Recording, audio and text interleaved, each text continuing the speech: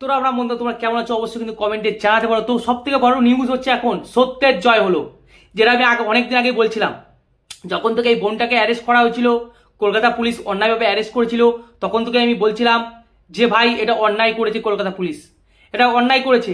এবং কালকে রীতিমতো প্রমাণিত হয়ে গেল কলকাতা পুলিশ অন্যায়, সব থেকে বড় অন্যায় করেছে। এবং কলকাতা পুলিশ আজকে আর পুলিশ হয়ে কাজ করছে না, কলকাতা পুলিশ আজকে তৃণমূলের দালাল হয়ে কাজ করছে, তৃণমূলের লিডার হয়ে কাজ করছে বলা যেতে পারে। কালকে সেটা কলকাতা হাইকোর্টে কিন্তু প্রমাণ হয়ে গেল। কলকাতা হাইকোর্টে কি প্রমাণ হলো?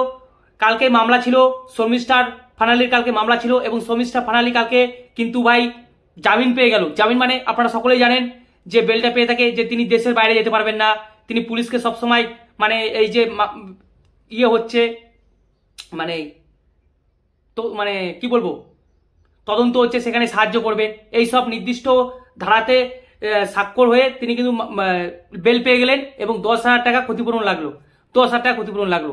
এবার আমার এবং কলকাতা পুলিশের মুখে পুরোপুরি একদম চুন করে লাগিয়ে দিল। কেন বলছি চুন করে লাগিয়ে দিল?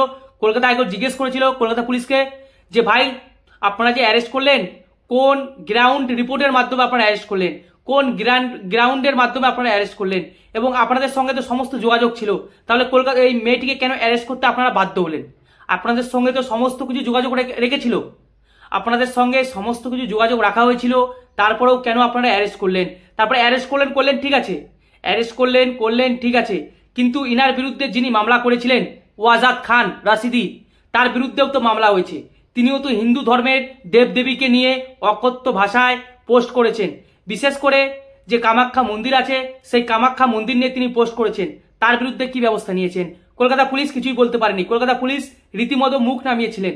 কলকাতা পুলিশের মুখে কোনো কথা নেই। কলকাতা পুলিশ কি করে বলবে হুজুর আমরা তো নিজের চেষ্টায় কিছু করি না, আমরা তো কলকাতা নবান্ন 14 তলার থেকে যে নির্দেশ আসে সেই নির্দেশ মতো কাজ করি। কলকাতা পুলিশ কি করে বলবে বলুন তো? আমারও প্রশ্ন এটা। এই ঘটনা দেখে যদি বাংলার মানুষের যদি এখনো যদি ঘুম যদি না ভাঙে, যদি লজ্জাবোধ যদি না হয়, তাহলে আবার 2026-এ ভোটটা দেবেন যে একজন বিনা অপরাধী মেয়েকে, ছোট্ট বাচ্চা বোনকে কি করে কলকাতা পুলিশ 1500 কিলোমিটার থেকে অ্যারেস্ট করে এনেছিলেন। এটাও একটা মিথ্যা। কলকাতা পুলিশ একটা তথ্য জারি করেছিলেন যে শর্মিষ্ঠার পরিবার তারা নাকি কাউকে কিছু না বলে গোরগাঁও চলে যান। পুরোপুরি সম্পূর্ণ মিথ্যে, কোর্টে সেটা কালকে প্রমাণিত হয়ে গেল। কেন প্রমাণিত হয়ে গেল? আমি তোদের একটা নিউজ দিচ্ছি, একটা রিপোর্ট দিচ্ছি। যারা মনে করেন যে তৃণমূল পার্টি মানে খুবই ভালো, কলকাতা পুলিশ খুবই ভালো, কলকাতা পুলিশ কোনো মিথ্যা কথা বলে না, কলকাতা পুলিশ যে কিভাবে তৃণমূল হয়ে কাজ করছে সেটা তার বড় প্রমাণ দিচ্ছি আমি। আনন্দপুর থানায় যান এই শর্মিষ্ঠা ফানালির পরিবার। 15 তারিখ তার মেয়েকে নিয়ে তিনি থানায় যান এবং তার আগে কোথায় যান? তার আগে তিনি লালবাজার থানায় যান এবং সেখানে গিয়ে বলেন যে আমার মেয়ে একটি ভুল করে বসেছে, এই ভিডিওটা পোস্ট করে ফেলেছে, এরপর কি করণীয়? লালবাজার থানা পুলিশ বলেন ভিডিওটাকে ডিলিট করো, ভিডিওটাকে ডিলিট করার পর আরেকটি ভিডিও তৈরি করো, সেখানে যেন মেয়েটি ক্ষমা চায়। তারপর সেই মেয়েটি ক্ষমা চেয়ে আরেকটি ভিডিও পোস্ট করে। তারপরেও কি হয়? তারপরেও অকথ্য ভাষায় যারা দুষ্কৃতী তারা মেয়েটির অনেক রকম ফটো ভাইরাল করে রীতিমতো তাকে হুমকি দিচ্ছিলেন, তাকে পরিষ্কার মতো হুমকি দিচ্ছিলেন যে মেয়েটিকে ভাই খুন করে দেবো, মেয়েটিকে মেরে ফেলা হবে, মেয়েটিকে ধর্ষণ করা হবে। এবং দুষ্কৃতীরা তার বাড়ির লোকেশন খুঁজে বেড়াচ্ছিল। তারপর 15 তারিখ তিনি আবার থানায় যান। প্রথমে যান আনন্দপুর থানায় গিয়ে তিনি জানান, তারপরে সেখান থেকে যান কোথায়? লালবাজার থানায়। সেখানে গিয়ে তিনি জানান, কিন্তু ততক্ষণে তিনি বুঝতে পেরে যান এই কলকাতা পুলিশ তার মেয়েকে রক্ষা করতে পারবে না। এই কলকাতা পুলিশ, ভাবুন, পশ্চিমবঙ্গে বসে একজন পশ্চিমবঙ্গের অধিবাসী ভাবছে কলকাতার পুলিশ তার মেয়েকে রক্ষা করতে পারবে না। এই দুষ্কৃতীরা যেভাবে ঠেট দিচ্ছে, যেভাবে আক্রমণ করছে এই আমার মেয়েটিকে, এই দুষ্কৃতীরা হয়তো তুলে নিয়ে যাবে। একটা মানে পশ্চিমবঙ্গের বাসিন্দা ভাবছে এই দুষ্কৃতীরা তার মেয়েটিকে তুলে নিয়ে যেতে পারে, কলকাতা পুলিশ সেখানে কোনো ব্যবস্থা নেবে না। তাই কিন্তু 15 তারিখ এই ঘটনাটা ঘটে। 19 তারিখ রাতে তারা কিন্তু গুড়গাঁয়ে চলে আসে। 19 তারিখ রাতে এই 4 দিন তিনি পশ্চিমবঙ্গেই ছিলেন এবং কলকাতা পুলিশের সঙ্গে পুরোপুরি কিন্তু একদম অ্যাটাচ ছিলেন, যাকে বলা হয় অ্যাটাচ ছিলেন। অথচ কলকাতা পুলিশ একটা মিথ্যে জিনিস রটালো যে তাদের পরিবাররা নাকি পুলিশের সঙ্গে কোনো কন্ট্যাক্ট রাখেনি, এবং যেটা কিন্তু কালকে আদালতে প্রমাণ হয়ে গেল যে কলকাতা পুলিশ কত বড় মিথ্যা কথা বলেছেন।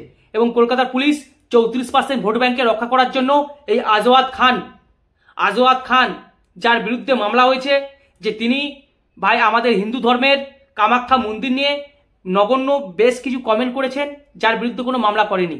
সেটার জন্য কিন্তু কালকে ঝাড় খেলেন কলকাতা পুলিশ। এবং আমাদের রাজ্যের যিনি উকিল, সর্বশ্রেষ্ঠ উকিল, তিনিও আবার হাজির হয়ে গেছিলেন, যাতে এই মেয়েটি যাতে না পায়, কি বলে ওইটাকে, বেল না পায়, তার জন্য কেস ফাইল নিয়েছেন। এই যে হুজুর কেস ফাইল, যদিও কেস ফাইল আনলে 2 তারিখেই কিন্তু ভাই মুক্তি পেয়ে যেত, কিন্তু কেস ফাইল আনেনি। কালকে আনা হয়েছিল কেস ফাইল, দেখে সঙ্গে সঙ্গে কলকাতা হাইকোর্ট একটু মুচকি হাসেন, তারপর তিনি বেল দিয়ে দিলেন। এবং নতুন একটা যুক্তি, নতুন একটা নিয়ম শিখলাম আমাদের পশ্চিমবঙ্গের যিনি লয়ার ছিলেন, অ্যাডভোকেট জেনারেল, তার কাছ থেকে।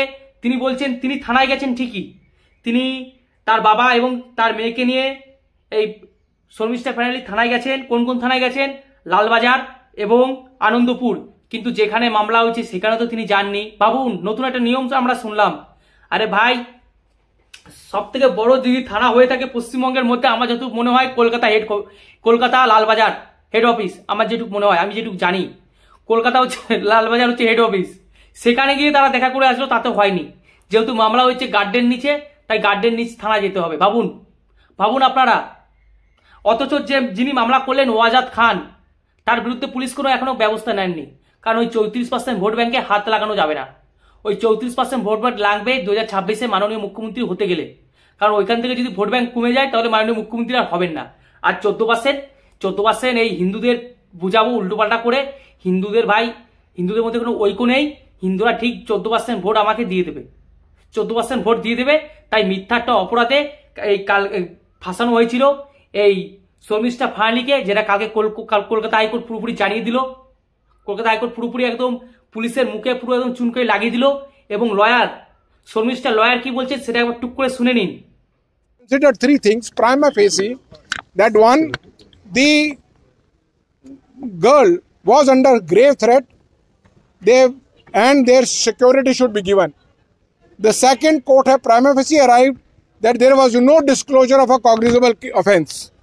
Third, the court has prima facie arrived that the grounds of arrest was given mechanically, and there was no grounds of arrest as is required to be given under Article 22(1) of the Constitution of India and 47 of BNSS.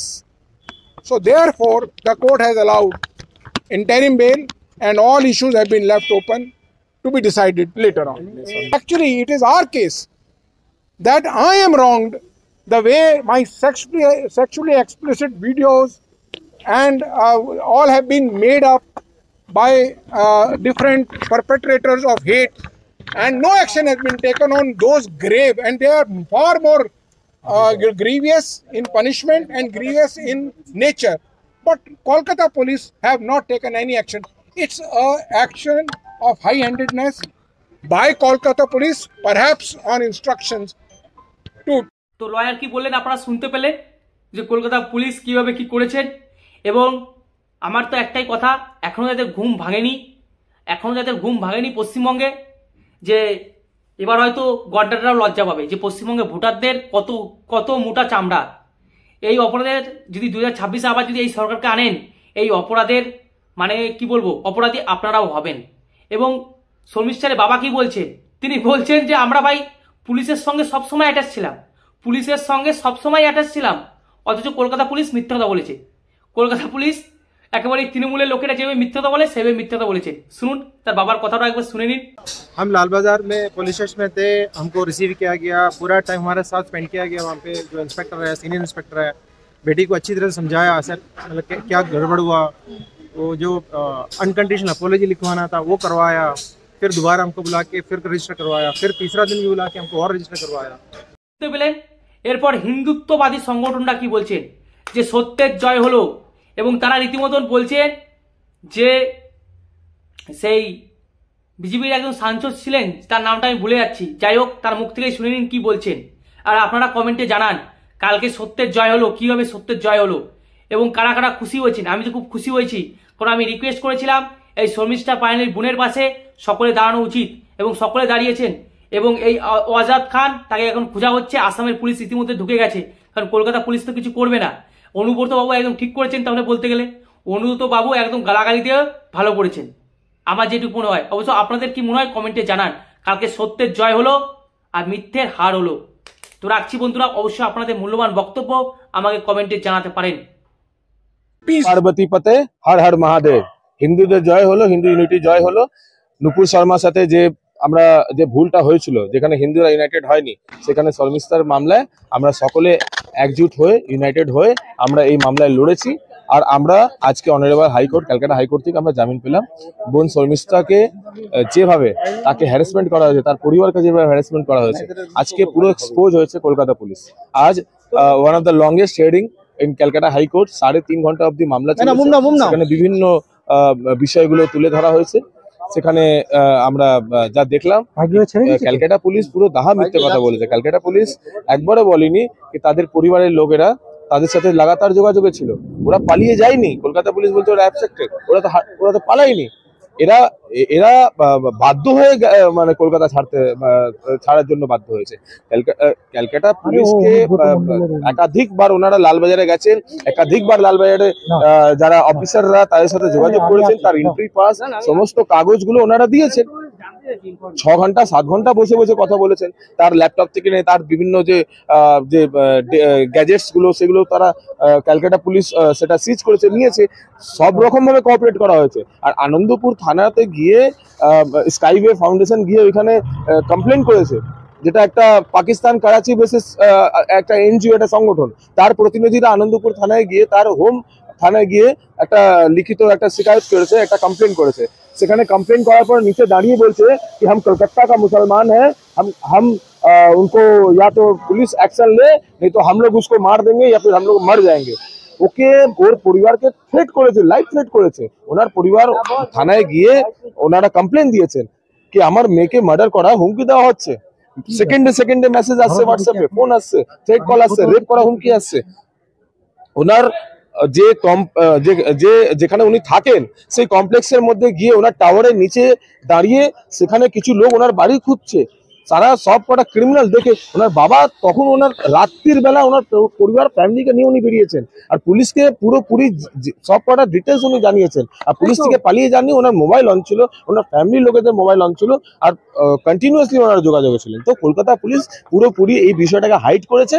আর শর্মিষ্ঠার মামলায় শর্মিষ্ঠাকে কিভাবে harassment করে 1500 kilometre দূর থেকে arrest করে নিয়ে এসে তাদের জামিন আটকানোর জন্য গত 3 তারিখ যেটা ওনারা এখানে কেস ডায়েরি নিয়ে আসেননি, আজকে ওনাদের যে লয়ার, মানে এখানে রাজ্যের যিনি